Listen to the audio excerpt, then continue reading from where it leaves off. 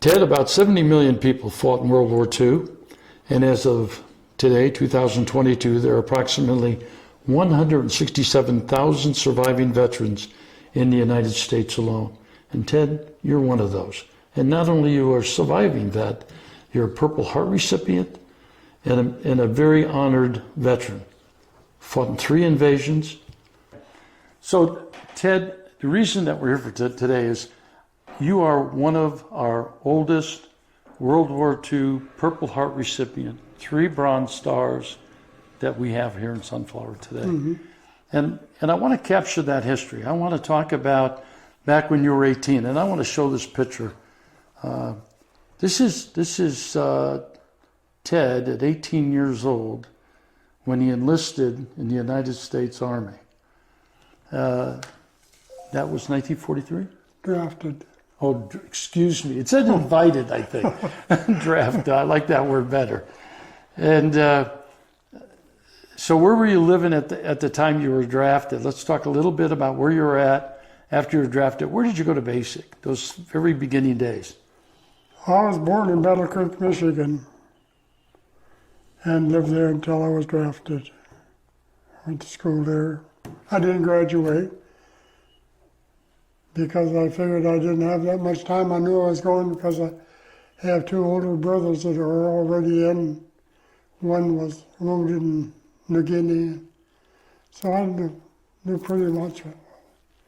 So I just waited, and I was on board January 9th in 1925. And so anyway, after I quit, I did go back to my senior year in school. So after you got out of the Army, you went back to high school? No. I just, after I got back, I got a job on the railroad. Yeah. So I was back in Battle Creek again? Yeah. Kind of hometown for you. Yeah. So you met your beautiful wife, Phyllis? Yeah. When did you meet her? I met her in a restaurant, and I tell everybody, and they can't understand it, but we never had a date. Never had a date.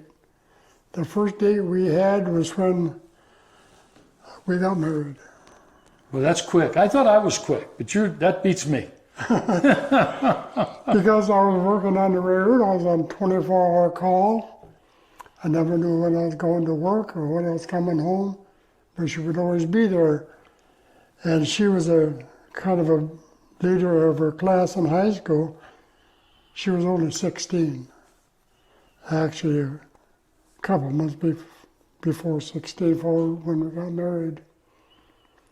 But she's been a good wife. How long have you been married now? Gosh, I think it's 73, something like that, 74. Not a bad number of years. Yeah. Must be working out for you. Good. Yeah. So we got in the Army, and where were you sent to? I was sent to Little Rock, Arkansas, Camp Robinson. Put in 13 weeks, and every day I was there, I'd always go down. I was a cook and baker. I was a head baker when I was 15. After your basic, so when we passed and reviewed and everything else, basic was over, I went down to the early room. I said, I want to sign up for cook and baker school. Sorry. You're already gone.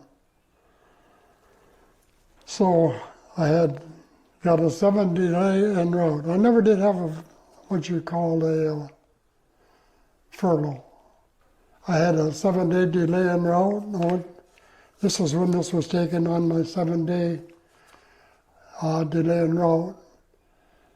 And then when we all got together, we went to New York, and we went over on the flagship SS Monterey, and that was in June. And went on the way over when we got there, the convoy split. One half went to Sicily, and the other half went to Oran, Africa.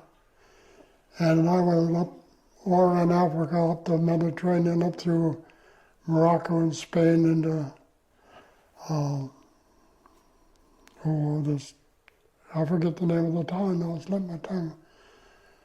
In Africa anyway, and we stayed there for about 5 or 6 weeks, something like that. The first job I ever had outside of basic training, I was a guard on the cemetery, guarding Americans that had died, and from being dug up and robbed of their clothes and stuff. So let's get a little history of 1943. We were probably 2 years away from the war ending, right? Ended in 45? In 45, yeah. So you were pretty much in the heat of Hitler's continual drive into Italy, bombing England, doing all those. You were still there. Yeah. Well, I went all the way across North Africa in the old 40 and 8, the old single gauge railroad, from Bizerti to all over to Bizerti. We were supposed to go into Sicily, but the war was over while we was on the train going across northern Italy, and so we was held back, and we went in on the invasion. I was assigned to the 36th Division in August or September, and I went in on the invasion of Italy. So you went into Italy to drive the Germans out of there? The which? You were driving the Germans out of Italy? Well, that was on the invasion of Salerno in Italy, down at the bottom of the boot. That was the first combat in Italy. And then after you were in Italy, let's talk a little bit about the cemetery duty. Oh, in Africa? Yeah, so you were picking up the decedents that were wounded or dead from the, let's say dead, from the previous activities that were going on. The way I understand it, the First Army, or the First Division, was in combat in Italy at the time. And of course they had casualties. And they were just there, and then you guys picked them up and took them where? Well, they buried them there. Oh, right there. Yeah. Are they still there today, do you know? I don't know. Yeah, I don't either. So you left there, went to North Africa? When you left Italy, or when you got done in Italy, where did you go from there? France. Went to France? Yeah, well, in Italy I was at Salerno, the invasion of Salerno. I got wounded in the mountains north of Naples, Italy, and I was 10 days in the hospital and back out fighting again. So let's talk a little bit about, you got wounded in Italy. Shot? No, Huh? shrapnel. Shrapnel. And then that put you in the hospital. Uh-huh. Today you would have probably come home after that. But World War II, that wasn't the case. No. So they put you back in the field. Yeah. And where'd you go after that?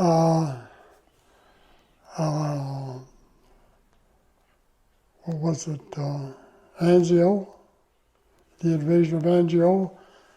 I was in a battalion that infiltrated around behind the German lines and started the march for Rome, which was about 200-some miles. And I walked every foot of it. And then I got up into Rome, and people don't know, they forgot about it. I mean, the day that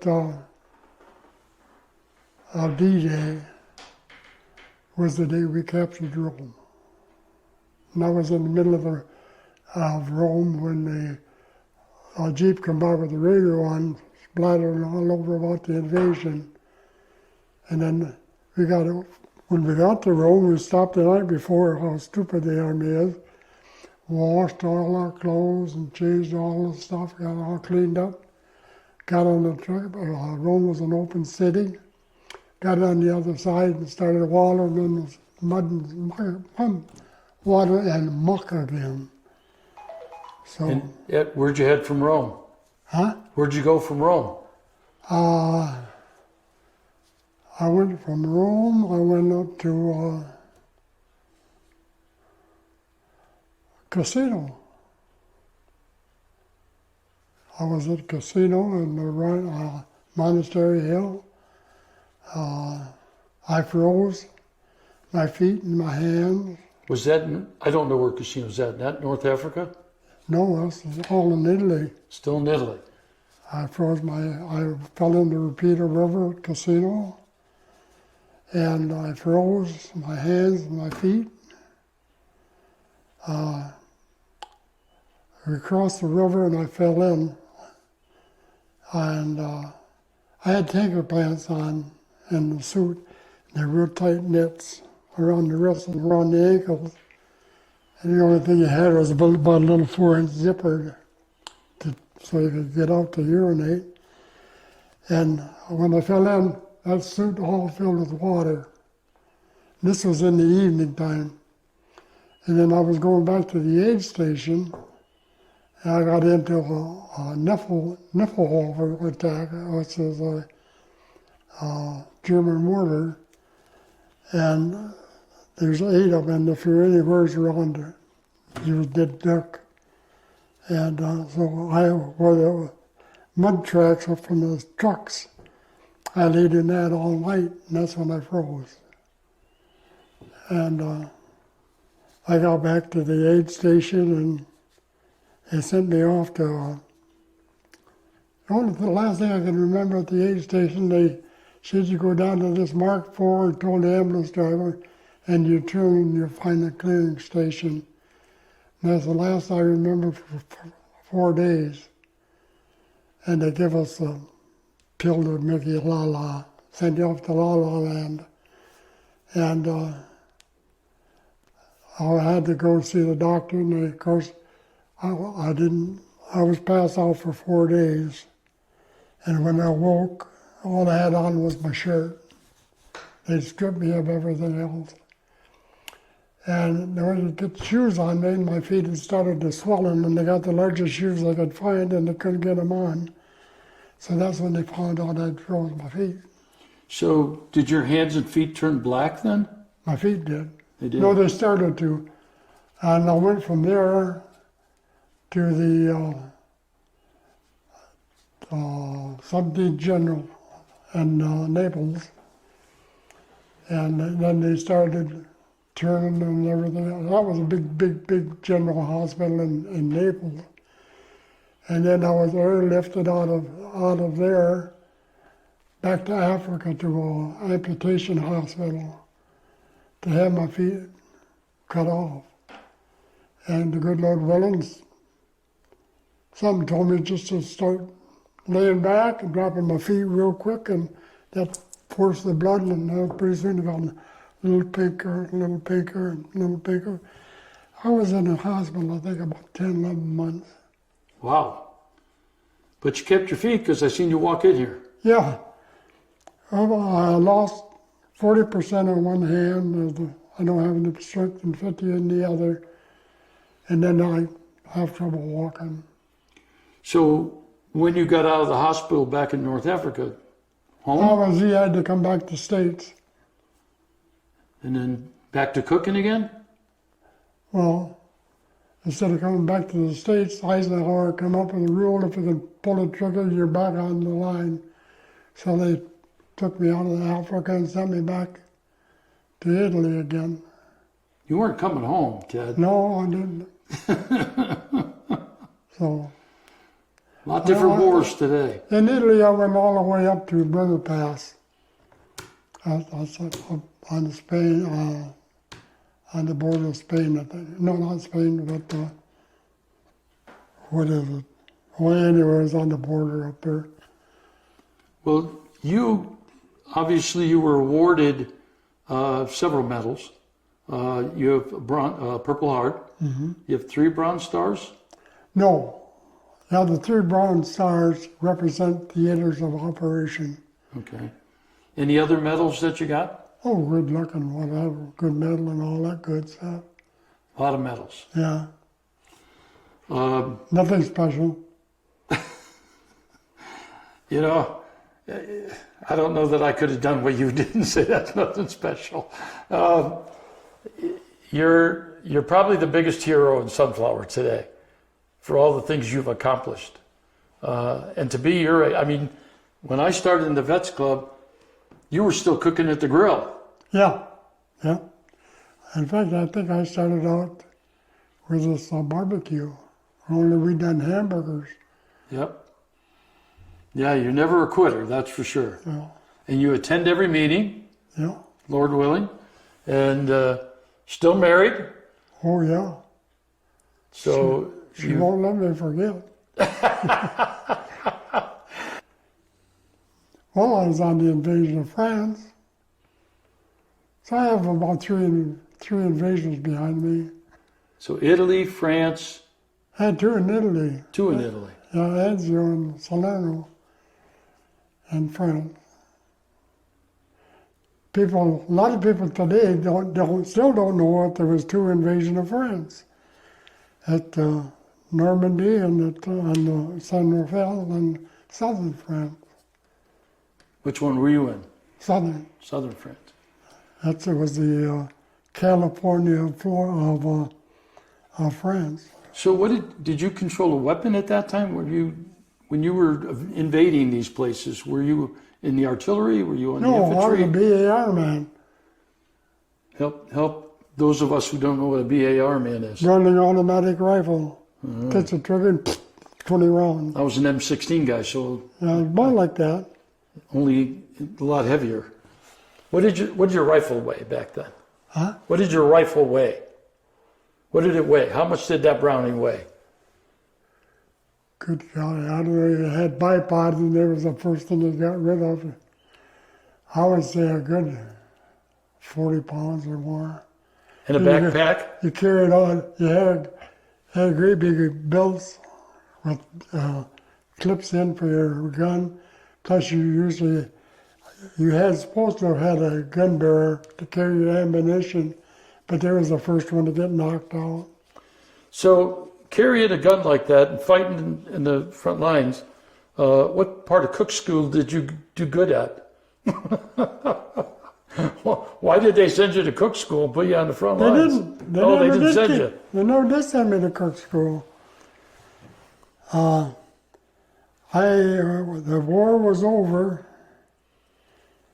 and I left there and I went to the 555th Anti-Aircraft Searchlight in Marseille, France. And they put me, a TDY, to a little town between Paris and Le Havre as a cook. I wasn't a cook, I had the German prisoners cooks. I had 13 prisoner cooks. And at the time the war was over and the prisoners from the States were going back to Germany, and they started repelling the Americans going back to the States as they crossed between Paris and Le Havre, where they'd stop at this place called Syracuse, France. And that was a transit kitchen. And then we'd feed the troop trains. I've heard stories from Germans that were captured by us who rave about how well they were treated, which is pretty crazy for a war, but is that what your experience was? We treated them real good, and they were good with us, because they didn't want to go back. We had kids as young as 16, and we'd ask them what happened, and when we said we were walking home to school, they threw him up on the truck, gave him a uniform, and took him up to the front. This is in the latter part of the war. And he says, "Where's my gun?" He says, "I'll find them all the way laying out there." He said he got out of the truck, started walking, never stopped. And we had another guy, was Walter Mueller. He was a real good baker. He had a big bakery, and he was at work, and he just walked in the bakery and took him out and says, "You're in the army." And they sent him up on the Russian front. So he was up here about a year or 2 years, something like that. And they told him he's going to go to a rest area. So they sent one to the American lines. So the first day in combat in America, he dropped his pants to go pot, got through both cheeks, shot both through his butt, and was captured, of course. And that's, What a kid! What stories he's got to tell. Anything else that you can remember, sir? I can remember a lot of stuff, but it wouldn't be like little kids with their eyes eaten out with flies and stuff like that in Africa and stuff people wouldn't understand. No, those are the stories that we keep because nobody else who's never been there knows what they mean. And they're tough stories to hold on to, aren't they? All I can say, it was hell. It took the youth of my life from 18 to like 21, 3 years. But my oldest brother, he was in New Guinea, he's all shot up, and he was a violinist. He was supposed to go to New York to be in the Philharmonic, and he got caught with shrapnel up his arm. Last time he ever played a fiddle. My other brother, he was in ordnance. So. Well, you're a great man, Mr. Ted Masters, and we appreciate your service. Thank you for what you did. Yep. I saw the bombs fall on the monastery there. I saw the first bombs there. I don't think there's anybody in our division that has left that I know of it. Got across the Rapido, because when I fell back, he was shanghaied over. There was a captain at the bridge. They took it and knocked out all the boats, and all of them were still dead. The engineers, American engineers went through and they put white marker to follow it. They cleared out to the minefield. And that night, the Germans went in and changed them all. And they all had them all zeroed in on their mortars. And the division commander was there, and his CP was just filled up with dead bodies. You couldn't walk, you couldn't take a step without walking on somebody dead. You couldn't fathom the amount of dead people that died on that river. Yeah, I've talked to my uncles. They were over there, and they suffered a lot of PTSD or shell shock back in their day. Yeah. And one of them had a lot of mental health issues for that reason. Nobody knows how that type of an experience. Unless you've been there and done it, nobody knows it. And you can't share it because nobody really understands it. Mm. But I done my duty, and I think about these AOs. I don't think they could raise an army now if they tried. They don't think nothing of this country, what we fight for, what we fought for, what they all died for. They don't even, you could ask somebody about anything about World War II, even some of the people in the 40s and the 50s, they don't know nothing. It's just, tough.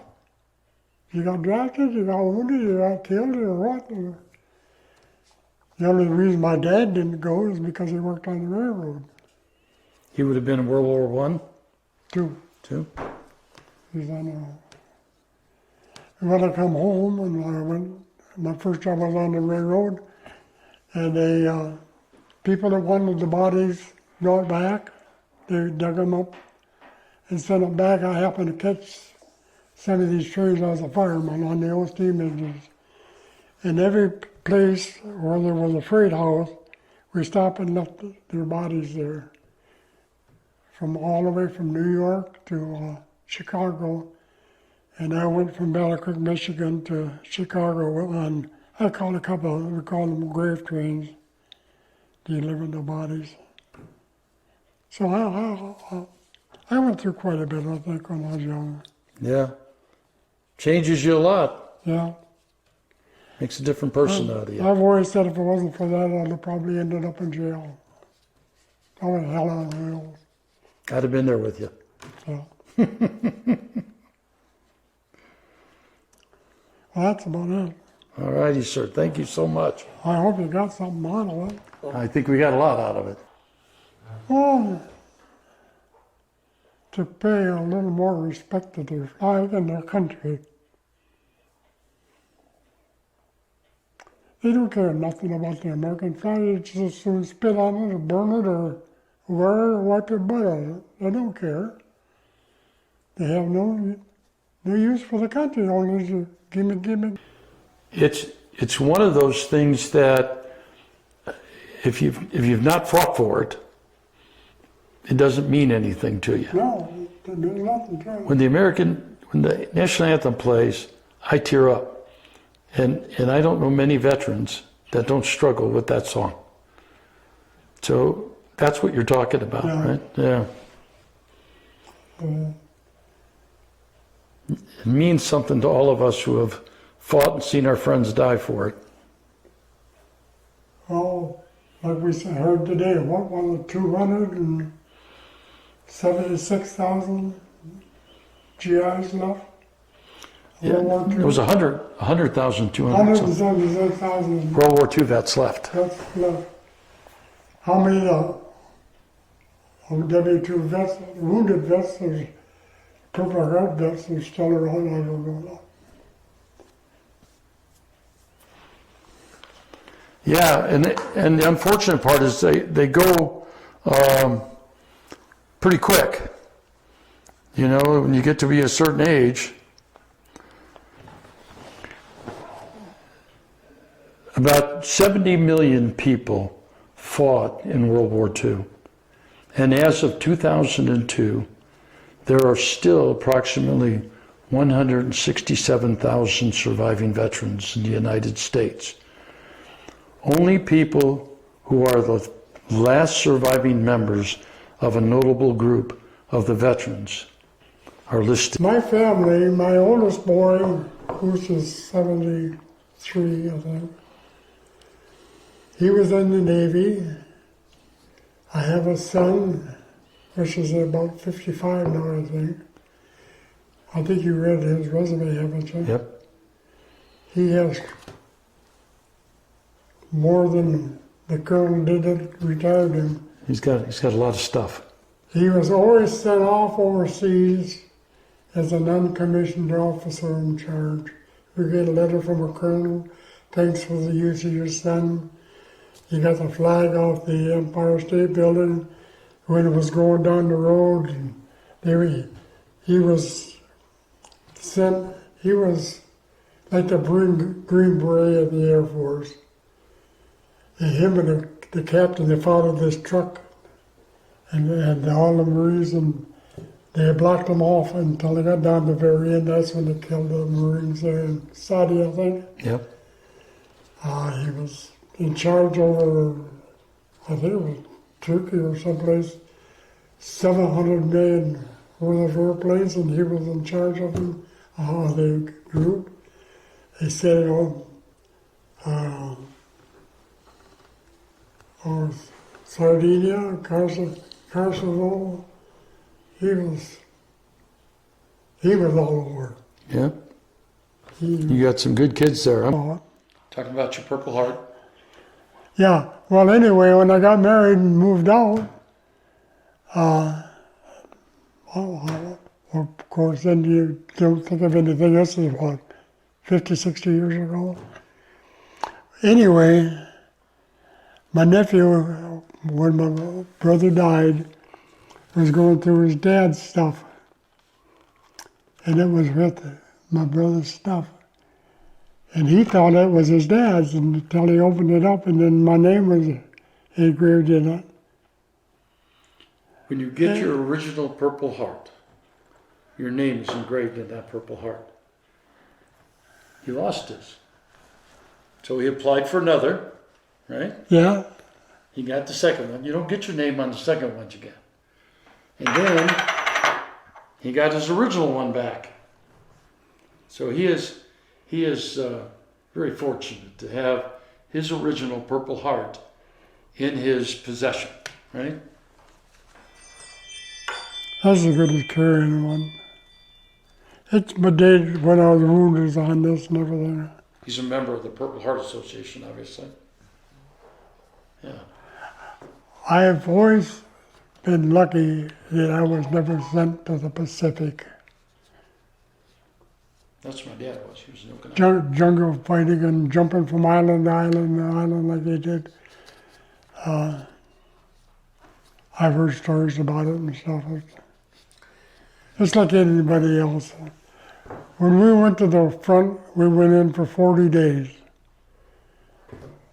You had the clothes you wore, an extra pair of socks.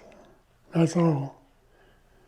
And then when your shorts rotted in the crotch, you just pulled them out and threw them away. When your 40 days was up, you got a relief, you come back, took all your clothes and threw them all away. And they had 18-wheelers with showers in them. We got deloused, got a new set of clothes and everything else. Welcome home, let me delouse you. Huh? Welcome home, let me delouse you. Got deloused and got a new set of shoes. When we go on lines, sometimes all you get a little teeny bar like that. It was an emergency bar called a D bar. We used to swap that for almost anything. Some of the stupid things that they did,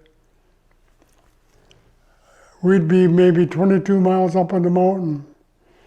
A colonel would come up to check things out, and you got a half a canteen cup full of water a day. I got down on my hands and knees and sipped water out of a shoe print many times. And he come up, everybody will shave with a half a cup of water. We used to And take a shower with it. yeah. We used to catch some nice young little Italian gal and lived maybe halfway or 3/4 of the way. She used to throw a 5-gallon can of water on the head and take off, or we'd give her one of them D bars. But it gave me the SHI because it's so highly concentrated. That's all you had, just the emergency bar. Yeah. And when I went in, we were still wearing leggings. The old lace-up leggings. Yeah, we still wore them. We didn't have combat boots until, we was past Rome. All the echelon and everything else had everything else. Oh, that's wonderful on the honor flight. Of course, it's not like it is now. Back then we had 3 days. Now they only got 2. We left here in the morning, and we happened to go on a commercial. We got to change planes in Texas, and we got off the plane. There was people crowded all over in the airports. And there was always crowds and crowds of people when you got to where you was going, welcoming you home and doing this and all that. It was appreciated then, or not that way. So you got to see all the memorials. You got to see all the memorials, And the one that amazed me was the most was the Marines and the flag.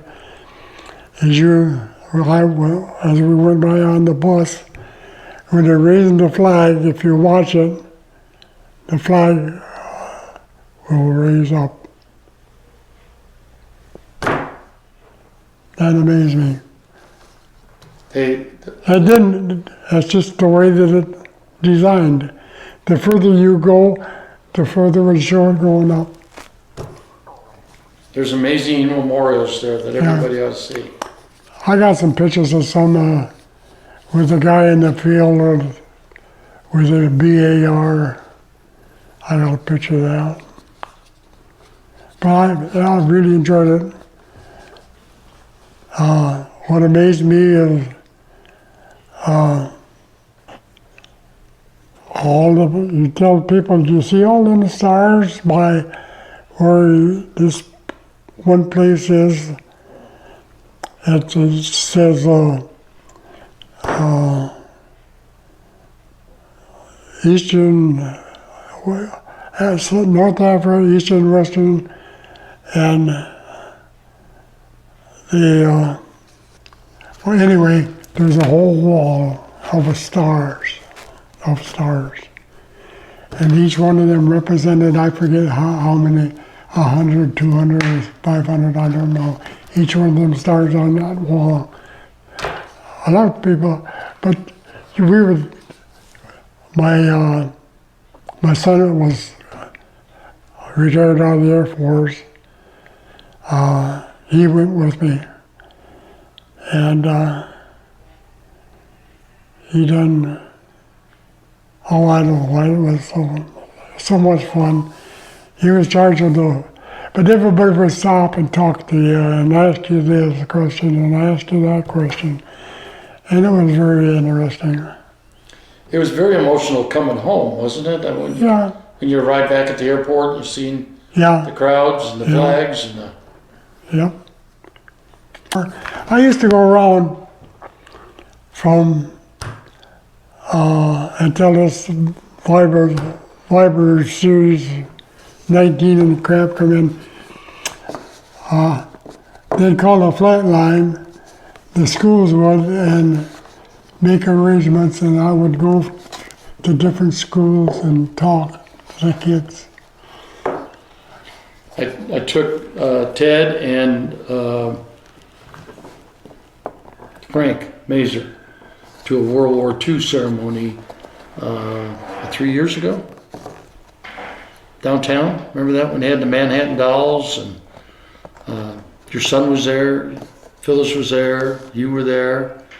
I think you guys all rode together. I actually drove Frank. Do you remember that downtown? Downtown. Yeah, it was a World War. There were 275 World War II veterans still in the Pima County area. Oh, is that when they had that big dinner? Yes. Yeah. It was amazing. They had good speakers. They had Manhattan Dolls there. It was a great honor. Yeah. The oldest one there was in a wheelchair, spasm. He was 110. I don't want to be that way. I'm going to live to be 110 and get shot by Jill's husband. What can I say? I like that. That's the way to do it, by God. That's the same thing my wife does. Ha ha ha. I should probably get you home. Ted, you're an amazing guy. Anything that we might have missed?